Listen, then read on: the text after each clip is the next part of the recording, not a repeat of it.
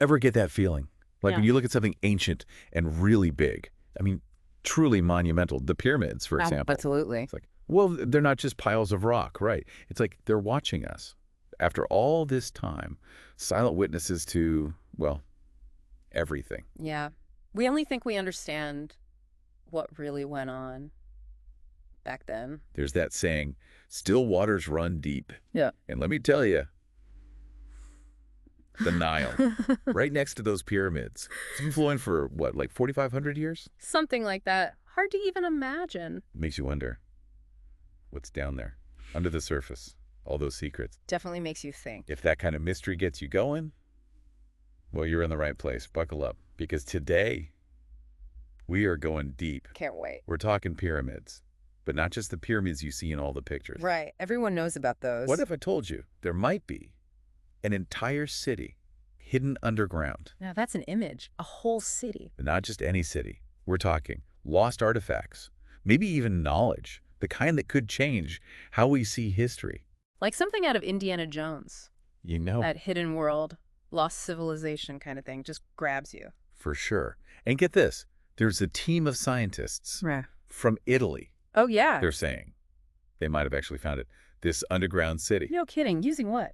Radar scans, led by a Professor Corrado Malonga from the University of Pisa. Interesting. I haven't heard of this. They're making some Yeah. big claims.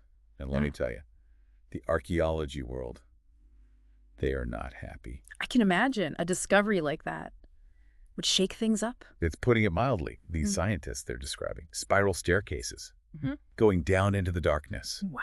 mysterious chambers, tunnels, a whole network of them stretching over. Get this, 2,100 feet under the pyramids. Hold on. 2,100 feet. That's huge. To give you an idea, that's longer than 6 football fields put together. I'm trying to picture it. That's way bigger than anything I've ever heard of under the pyramids. Right.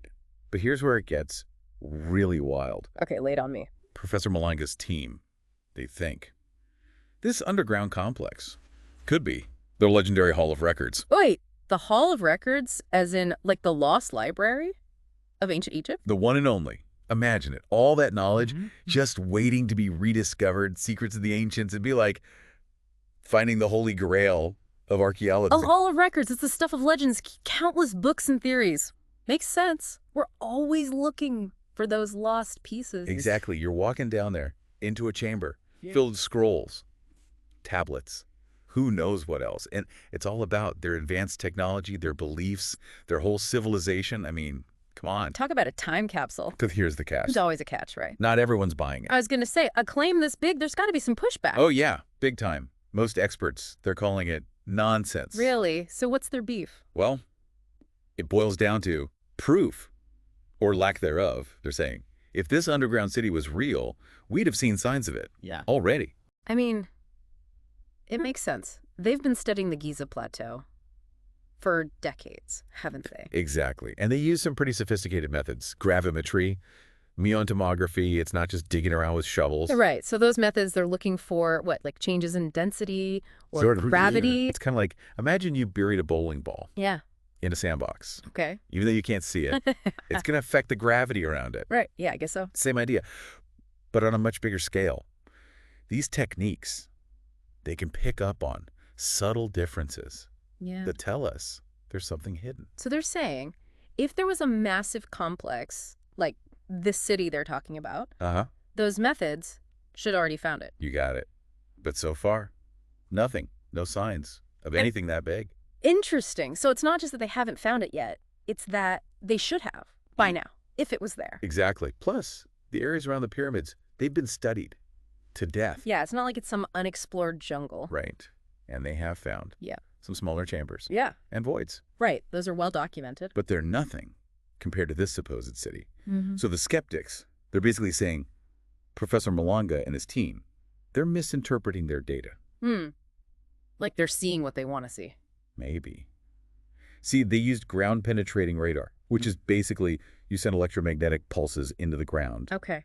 and you analyze the echoes that come back. Makes sense. But I guess those echoes could be from a lot of things. Bingo. It's not always clear-cut. You need to know a lot about the local geology. But like maybe they hit a layer of clay and it looks like a wall? on the radar? Exactly.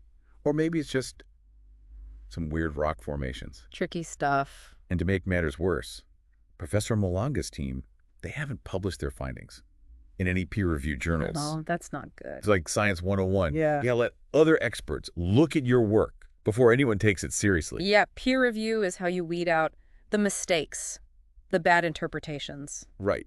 Without that, it's just a cool story. But not necessarily true. Exactly. But even though most experts Yeah.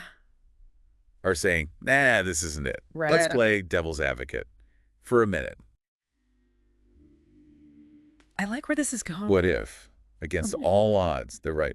What if this city and the Hall of Records, Yeah. they're really down there? Oh, man. That'd be, it'd change everything. Right. We could learn so much Yeah. about ancient Egypt, maybe even rewrite the history books. For real, imagine finding texts that describe how they built the pyramids or what their society was really like. Their technology, their beliefs, it could be mind-blowing. It'd be like getting a first-hand account from a time traveler. In the original article we looked at, it mentions something else too. What's that? That throughout history, a lot of big discoveries, they were dismissed at first. True. People don't like to change their minds, especially experts. Yeah, like think about the guy who discovered Troy, Heinrich Schliemann.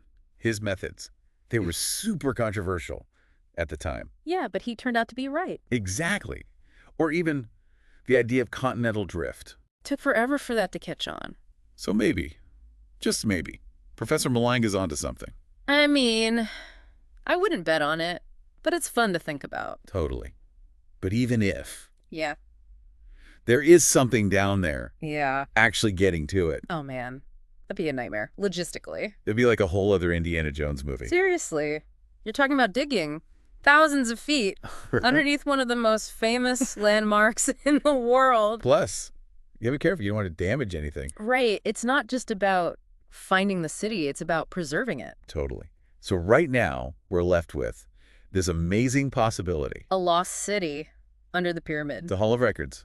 But Yeah. most experts say it's not likely. The evidence just isn't there. But hey, it keeps things interesting. Right. The idea that after all this time, the pyramids could still be hiding secrets. You know, that's what's so cool about history. We're always learning new things, changing our perspective. And for me, Yeah. that's what makes it so exciting. It's not just about the past. It's about how the past shapes how we see the world today.